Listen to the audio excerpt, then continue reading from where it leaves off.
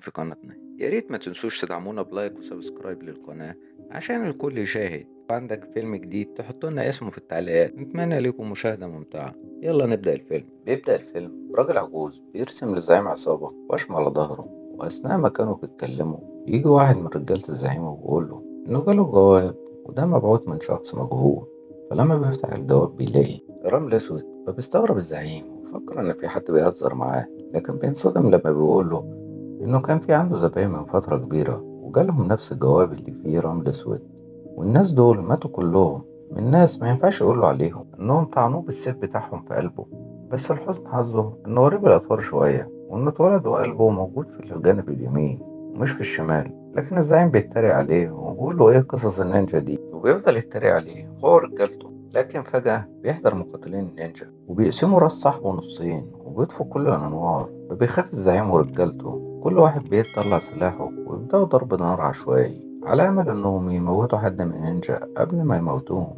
لكن المقاتلين النينجا بيخلصوا عليهم كلهم واحد ورا التاني لحد ما بيبقى الزعيم واللي بيحاول يتفاوض معاهم وبيقول لهم هديلكوا فلوس كتير وكل اللي هم عايزينه بس يسيبوه يعيش. فبيرد عليه الراجل العجوز وبيقول له إنهم ما بيتفاوضوش مع حد لأنهم مش ناس حقيقيين أصلا. فبيتعصب عليه الزعيم ولسه هيضربه بالنار، بيقوم واحد من النينجا ويقطع إيده وبيطيروا رقبته بعدها.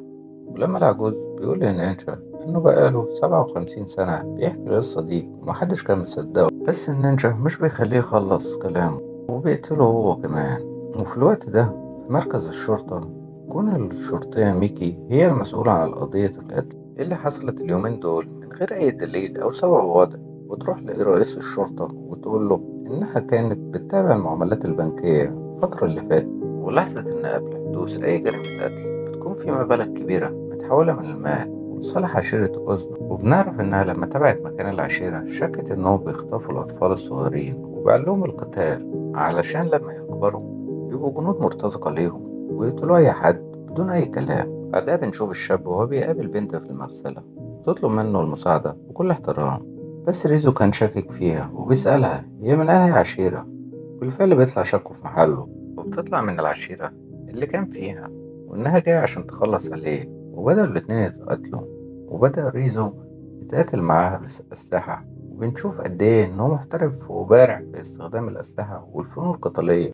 وبيكون في الوقت ده الحارس اللي ماسك الكاميرات والمراقبة بيتفرج على التلفزيون، ولما بيشوفهم بيتقاتلوا بيروح يشوف إيه اللي حصل، لكنه ما بيلاقيش أي حد، وبيلاقي جثة البنت في الغسالة وهي ميتة. في الوقت اللي بيوصل فيه ريزو للبيت وبدأ يفتكر في اللي كان بيحصل معاه وهو صغير لما كان في العشيرة. بنشوف قائد عشيرته وهو بيقول للأطفال إنه أب لهم وإنهم دلوقتي هم جزء منه وهو جزء منهم، وبيقدم لهم أطفال جداد وبيقول لهم إن اسمه ريزو. وبعدها بيروحوا يتدربوا تدريبات قتالية قاسية جدا، وبالرغم من صغر سنهم إلا إن قائد العشيرة كان بيدربهم بكل قسوة وشراسة وبيعلمهم إن هم صغيرين علشان لما يكبروا يبقوا مرتزقة محترفين ويكملوا مسيرة العشيرة القذرة.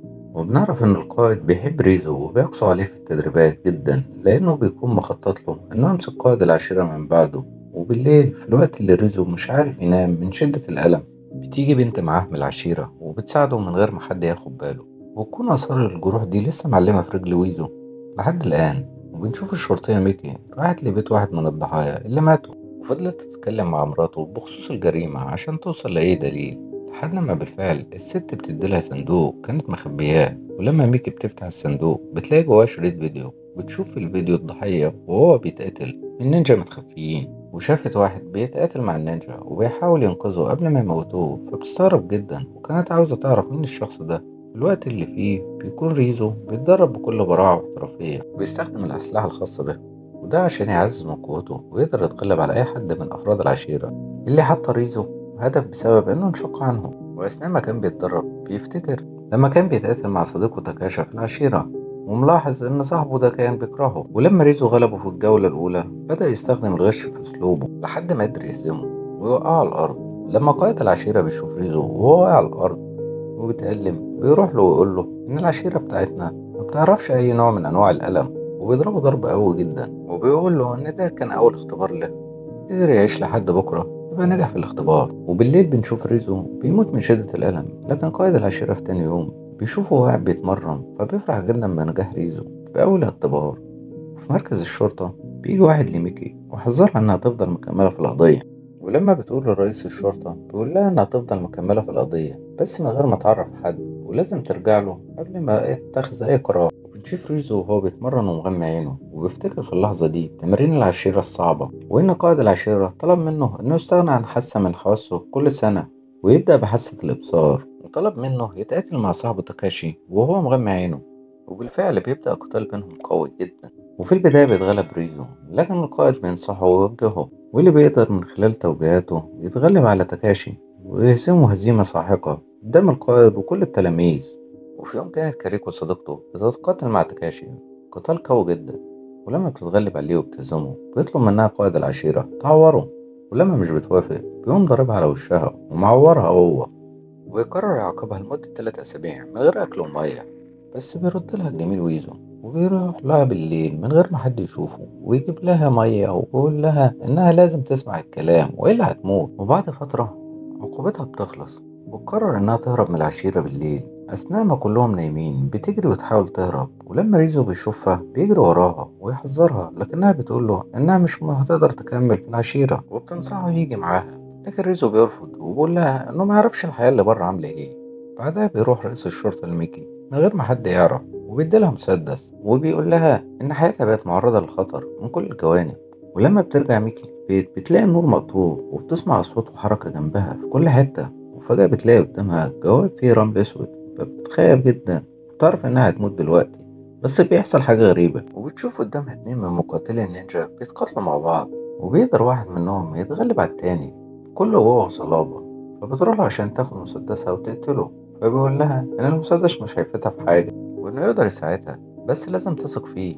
ولما ريزو بيخلع القناع من على وشه بتقوله إن شافته قبل كده في كاميرات المراقبة وهو بيحاول ينقذ شخص من الموت، وأثناء ما كانوا بيتكلموا ريزو بيحذرها وبيقول لها إنه لازم يمشوا لأن أفراد العشيرة في كل مكان، فبيركب معاها العربية، فبتقول له إنها عملت تحريات عن العشيرة بتاعته وإنها تعرف إنهم يقدروا يقتلوا أي حد مهما كان المقابل المادي، وبتسأله عن سبب مساعدته لها. فبيبدأ ريزو يحكي لها وبدأ بصاحبته كاريكو اللي كانت بتحاول الهرب، بس مقاتلين النينجا بقيادة تاكاشي قدروا يمسكوها وودوها للزعيم. وفي اليوم اللي بعده الزعيم قال لأعضاء العشيرة إنها خانت بيتها وأبوها وحاولت تهرب وإن الخيانة عقوبتها الموت، طلب من تاكاشي إنه ينال شرف قتلها لأنه هو اللي قدر يمسكها قبل ما تهرب. فبيفرح تاكاشي جدا وبيفضل يبص على ريزو قبل ما يقتلها قدام عينه، وفي الآخر بيقتلها بالسيف بتاعه. وبعد فترة بيكون ريزو خلص كل التدريبات العشيرة وبقى مؤهل لتنفيذ عمليات القتال، وطلب منه القائد يروح يقتل شخص لابس ساعة دهب غالية جدا وقال له إن دي أول مهمة ليه في حياته. فبياخد ريزو السكينة وبيدخل ورا الراجل ويطعنه في رقبته، بس بيطلع الراجل ده عنده قدرات خاصة ومش بيتأثر بضربات السكينة بسهولة، وبدأ يتعادل مع ريزو وبيطحنه من كتر الضرب، وبيفضل ريزو أثناء القتال يطعنه في كل حتة لكن ده بلا فايدة، لحد ما بدأ يتقاتل معاه بمهارته في الفنون القتالية، وفضل يضرب فيه بكل قوة وشراسة لحد ما قدر يتخلص منه، وأخد الساعة واستنى العشيرة في المكان اللي اتفقوا عليه. لكن لما العشيرة بتيجي ريزو بيتفاجئ إن القائد جايب بنت معاه وبيقول له إنها حاولت تهرب وإن الخيانة عقوبتها القتل، وبما إنه يقدر ينفذ المهمة بنجاح هيديله شرف قتلها. لما ريزو بص للبنت افتكر صديقته وضرب قائد العشيرة بالسلاح بتاعه في وشه، وبدأ يتقاتل مع باقي المقاتلين النينجا وفضلوا يخلص عليهم واحد ورا التاني وبيضربوه بسلاحهم بكل قوة وشراسة. لكن بالرغم من كل ده إلا إن المقاتلين النينجا بيضربوه بالنجوم الحديدية لحد ما بيقع في البحر، وبيحاول ريزو يفهمها إنه بيساعدها عشان ينتقم منهم ويخلص على أكبر عدد ممكن من اللي بيطاردوها بسبب خروجه من العشيرة.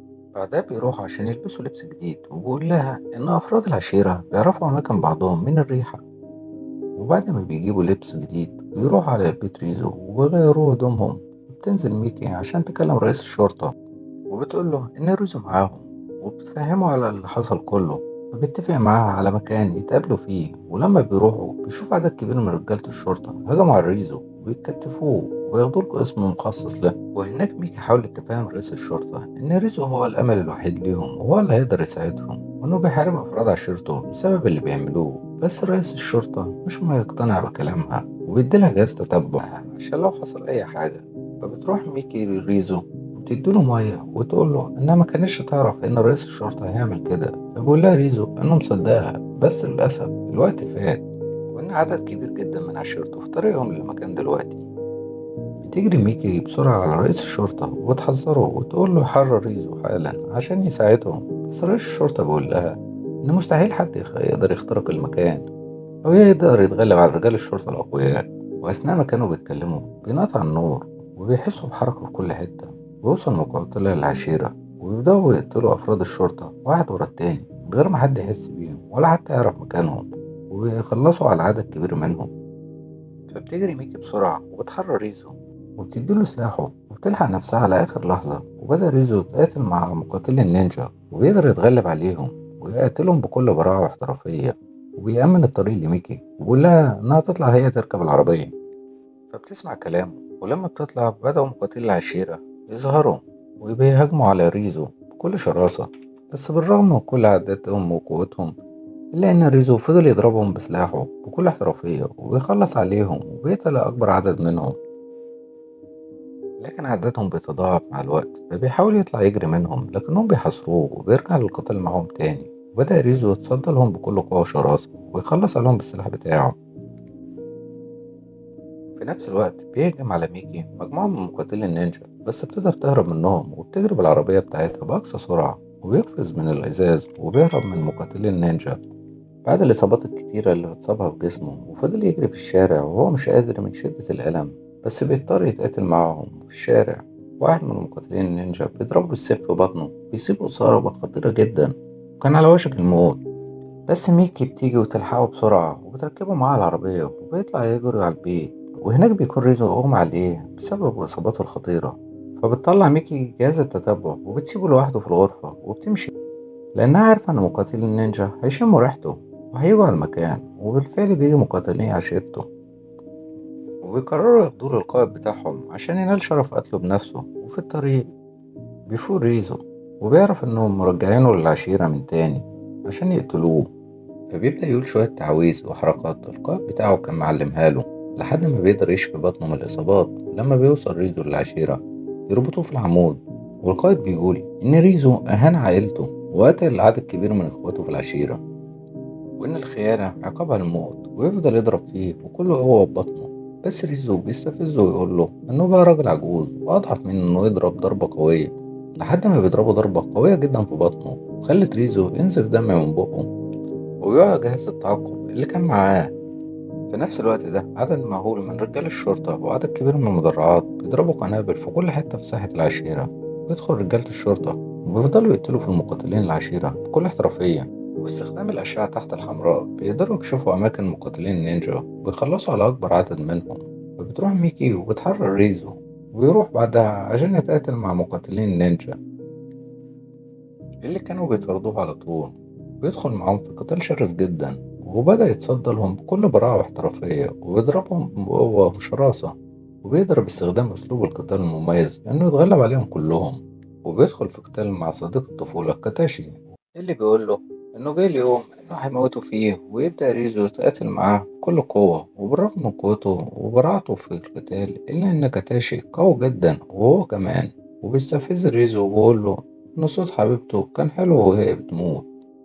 وريزو بيتعصب عليه جدا وبيهجم عليه بكل قوة وشراسة ويفضل يضرب فيه بسلاحه لحد ما بينهي حياته وبيقتله وينتقم لموت حبيبته. في نفس الوقت بتكون رجالة الشرطة بتقاتل مع الباقيين من مقاتلين النينجا. وبيروح ريزو للقائد وبيتقاتل معاه، بس القائد كان قوي جدا وبيستخدم التعويذة السحرية اللي كانت بتخليه يختفي ويظهر فجأة. وبسبب كده ريزو مكانش قادر عليه وبيحاول يتصدى له بتعليمه القتالية لما كان مغمى عينيه. بس أثناء القتال بيقدر القائد إنه يسيطر على ريزو، وقبل ما يخلص عليه بتظهر ميكي وبتضربه بالنار لكن بتعنها بالسيف مكان قلبها. بيتعصب ريزو جدا وبيستخدم التعويذة اللي اتعلمها وبيختفي من قدام القائد وبيتحرك بسرعة خيالية. وبيفضل يطعن فيه بالسيف اللي معاه وضربه لحد ما بينهي حياته. وبياخد ميكي ويطلعها بره. وكل رجال الشرطة قضوا على كل مقاتلين نينجا. وبيروح ريزو يشوف ميكي لسه عايشة ولا ماتت، فبيتفاجئ إن قلبها في اليمين مش في الشمال. وهنا بيخلص فيلمنا. يا ريت لو عجبكم الفيديو ما تنسوش تعملوا لايك وسبسكرايب للقناة. شكرا لكم يا اخواتي. سلام.